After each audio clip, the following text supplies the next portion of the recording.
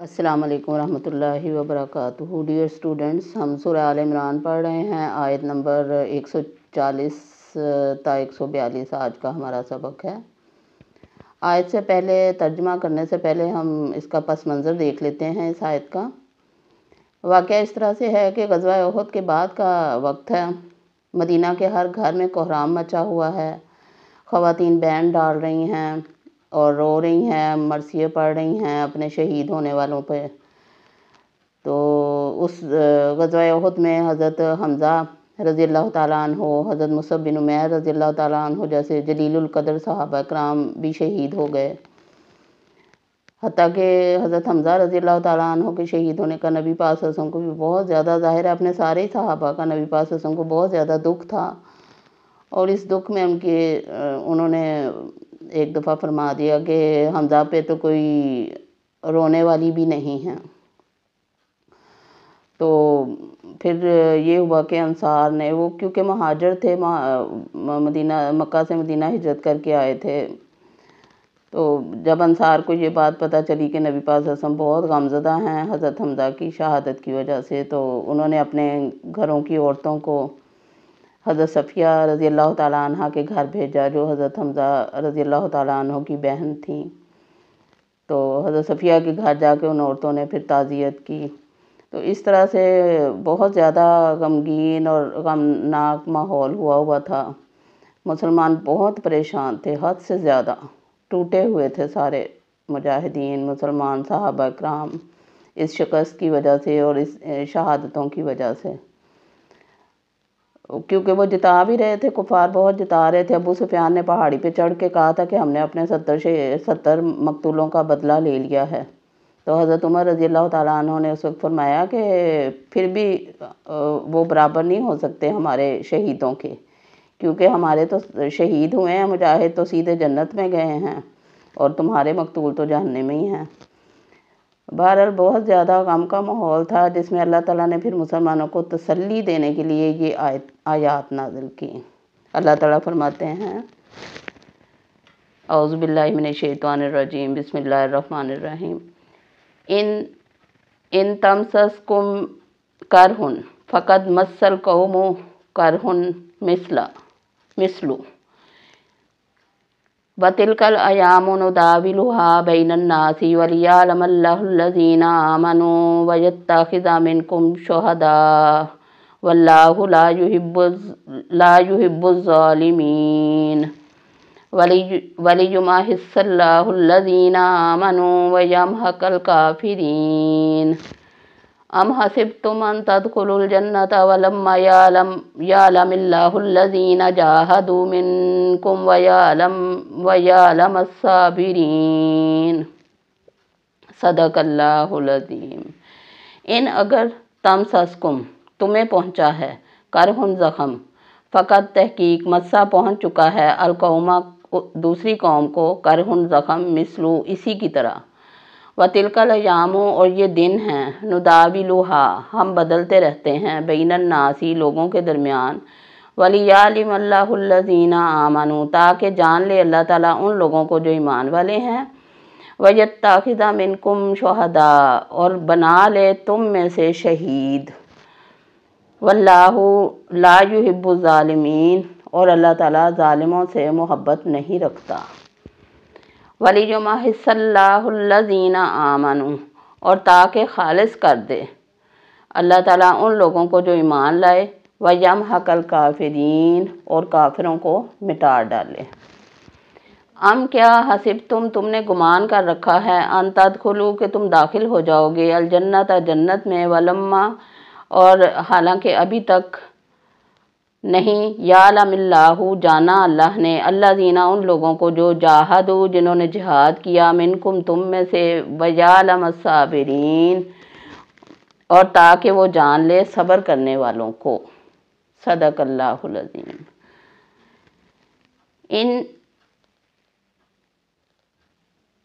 ان یمسسکم کرہن اگر پہنچا ہے تمہیں زخم، یعنی غزوہ احد میں مسلمانوں کے جو 70 مجاہدین شہید ہوئے تھے، وہ ان کو ایک بہت بڑا زخم لگا تھا مسلمانوں کو، تو اس کا ذکر اللہ تعالیٰ نے فرمایا پھر فرمایا فقد مسل قوما کرہن مثلو، تو دوسری قوم کو بھی جو مقابلے پہ تھی ان کو بھی اسی جیسا زخم لگ چکا ہے۔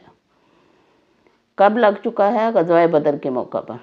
غزوہ بدر میں ان کے 70 مارے گئے تھے اور 70 قیدی ہوئے تھے، اور ادھر تو پھر بھی تھوڑا معاملہ ہلکا ہے کہ قیدی نہیں ہوئے تھے، صرف شہید ہوئے تھے، اور شہید بھی ہیں وہ جن کو اللہ پاک نے کہا کہ یہ زندہ ہیں، انہیں مردہ نہ کہو، ان کی روحیں جنت میں ہوتی ہیں، وہ کھاتے پیتے ہیں۔ اللہ تعالیٰ نے فرمایا وَتِلْكَ الْأَيَّامُ نُدَاوِلُهَا بَيْنَ النَّاسِ، یہ تو دن ہے جو ہم لوگوں کے درمیان بدلتے رہتے ہیں، یعنی کبھی ان کو فتح، کبھی ان کو شکست، کبھی ان کو فتح، کبھی ان کو شکست۔ یہ نہیں ہے کہ ہر دفعہ ایک ہی قوم جو ہے وہ فتح حاصل کرتی رہے۔ اس سے یہ بھی پتہ چلتا ہے کہ مسلمانوں کو بے شک اللہ کی تائید حاصل تھی، بے شک فرشتوں کی مدد پہنچی تھی، لیکن پھر بھی ان کو اپنے آپ کو تیار رکھنا تھا، اپنے ایمان کو مضبوط رکھنا تھا، اپنے جنگی ہتھیاروں کو تیار رکھنا تھا، جیسا کہ قرآن میں سورہ انفال میں اللہ تعالیٰ نے فرمایا کہ جہاد کے لیے گھوڑے جو ہیں وہ تیار کر کے رکھو۔ تو اللہ تعالیٰ نے اس میں تسلی دی ہے مسلمانوں کو کہ یہ تو دن ہے جو ہم بدلتے رہتے ہیں لوگوں کے درمیان۔ کس لیے بدلتے ہیں؟ وَلِيَعْلَمَ اللَّهُ الَّذِينَ آمَنُوا، تاکہ اللہ تعالیٰ جان لے کہ ایمان والے کون ہیں۔ وَيَتَّخِذَ مِنْكُمْ شُهَدَاءَ، اور بنا لے تم میں سے شہید۔ اب شہادت کی بھی تمنا اور آرزو ہر صحابی کو ہوتی ہے، ہر مجاہد کو ہوتی ہے، تو اللہ تعالیٰ نے ان میں سے لوگوں کو شہید بھی بنانا تھا۔ اس وجہ سے بھی اللہ تعالیٰ نے ان پر یہ کڑا وقت آیا ان پہ۔ تو اللہ تعالیٰ نے ایک تو ان کا ایمان جانچنا تھا، دوسرے اللہ پاک نے ان میں سے شہید بھی بنانا تھا۔ تو اس وجہ سے اللہ تعالیٰ نے فرمایا کہ تم پہ یہ سختی آئی اور یہ آزمائش ایک طرح سے آئی ہے تم لوگوں پہ، اس میں گھبرانے کی بات نہیں ہے، ان کو بھی تو یہ زخم لگ چکا ہے کفار کو۔ واللہ لا یحب الظالمین، اللہ تعالیٰ ظالموں سے محبت نہیں رکھتا۔ مطلب یہ کہ اگر انہیں فتح حاصل ہوئی ہے ظالموں کو، کافروں کو، تو اس کا مطلب یہ نہیں ہے کہ نعوذ باللہ اللہ ان سے محبت رکھتا تھا اس لیے انہیں فتح دی، ایسا نہیں ہے، بلکہ اللہ پاک تو مومنوں سے ہی محبت رکھتا ہے۔ اسی وجہ سے اللہ تعالیٰ نے کچھ ایمان والوں کو جانچنے کے لیے دوسرے جو باقی رہ گئے تھے کچھ کو شہید کیا، اور کچھ جو باقی رہ گئے ان کو عبرت دلانے کے لیے اللہ پاک نے یہ ان پہ کڑا وقت اللہ تعالیٰ لائے، کیونکہ جب انسان مصیبتوں سے مشکلات سے گزرتا ہے تبھی وہ مضبوط بنتا ہے۔ وَلِيُمَحِصَّ اللَّهُ الَّذِينَ آمَنُوا وَيَمْحَقَ الْكَافِرِينَ، تاکہ اللہ تعالیٰ خالص کر دے ایمان والوں کو اور کافروں کو مٹا ڈالے۔ اب یہ جو اتنا بڑا زخم لگا اس کے بعد مسلمانوں نے خود کو پھر تیار کیا، پھر جنگی لحاظ سے، ہتھیاروں کے لحاظ سے، ایمان کے لحاظ سے خود کو مضبوط کیا، اور اللہ تعالیٰ فرماتے ہیں تاکہ اللہ تعالیٰ خالص کر دے تم میں سے۔ بحث و تمہیز کرنا کہتے ہیں، بحث کا مطلب ہوتا ہے چننا، اور تمہیز کا مطلب ہوتا ہے اس میں سے نکال لینا خالص چیز کو۔ تو وَلِيُمَحِصَّ اللَّهُ الَّذِينَ آمَنُوا، تاکہ اللہ تعالیٰ خاص کر لے، خالص کر لے ان لوگوں کو جو ایمان والے تھے۔ اب خالص تو ہو گئے تھے، شروع میں ہی ہو گئے تھے جب عبداللہ بن ابی جو تھا وہ 300 لوگوں کو لے کے الگ ہو گیا تھا غزوہ احد کے موقع پر، 300 لوگوں کو لے کے وہ الگ ہو گیا تھا۔ وہ منافقین کا سردار تھا، عبداللہ بن ابی منافقین کا سردار کہلایا۔ تو اس طرح مومنوں اور منافقوں کا پتہ چل گیا، جو مومن تھے وہ جنگ میں شامل ہو گئے اور جو منافق تھے وہ الگ ہو گئے۔ تو اللہ تعالیٰ نے خالص مومنوں کو چھانٹنے کے لیے یہ مشکل وقت اور یہ آزمائش ان پہ ڈالی۔ پھر فرمایا ام حسبتم ان تدخلوا الجنہ، کیا تم نے یہ گمان کر رکھا ہے کہ تم ایسے ہی جنت میں چلے جاؤ گے؟ ام حسبتم، کیا تم نے گمان کر رکھا ہے، ان تدخلوا کہ تم داخل ہو جاؤ گے، الجنت جنت میں، وَلَمَّا يَعْلَمِ اللَّهُ الَّذِينَ جَاهَدُوا مِنْكُمْ، جبکہ ابھی تک اللہ پاک نے تم میں سے ان لوگوں کو جانا ہی نہیں ہے جو تم میں سے مجاہد ہیں، جو جہاد کرنے والے ہیں، ان کو اللہ تعالیٰ نے ابھی جانا ہی نہیں ہے۔ مطلب جانتا تو اللہ تعالیٰ ہے سب کچھ، لیکن ان کو آزمانا تھا اللہ پاک نے مسلمانوں کو، تاکہ وہ آزمائش کی کسوٹی پر پورا اتریں تو پھر ان کو ان کا اجر دیا جائے اور ان کے دین میں ترقی ہو اور ایمان کو اور اسلام کو ترقی ہو۔ وَيَعْلَمَ الصَّابِرِينَ، اور اللہ تعالیٰ صبر بھی ان کا دیکھنا چاہتا تھا کہ ان میں سے صبر کرنے والے کتنے لوگ ہیں۔ اب اگر وہ بے صبری نہ کرتے اس وقت جب وہ پہاڑی کو چھوڑ کے آگے تھے مال غنیمت کے لالچ میں، تو صبر سے کام لیتے، نبی پاک صلی اللہ علیہ وسلم کے حکم کا انتظار کرتے، تو پھر ان کے ساتھ یہ نہ ہوتا۔ لیکن ہر چیز میں اللہ کی حکمت ہوتی ہے، انسان کو، مسلمانوں کو راضی برضا رہنا چاہیے کہ اللہ پاک کی کوئی حکمت تھی اس میں جو مسلمانوں کو اتنا شدید زخم لگا کہ 70 ان کے مجاہد شہید ہو گئے۔ تو اس کی وجوہات اللہ تعالیٰ نے ان آیات میں بیان کر دی کہ اللہ تعالیٰ ان کو شہید کرنا چاہتا تھا کچھ کو، اور اللہ پاک ان میں سے یہ بھی اصول ہے کہ دن جو ہیں وہ بدلتے رہتے ہیں، اللہ تعالیٰ ایام کو بدلتا رہتا ہے۔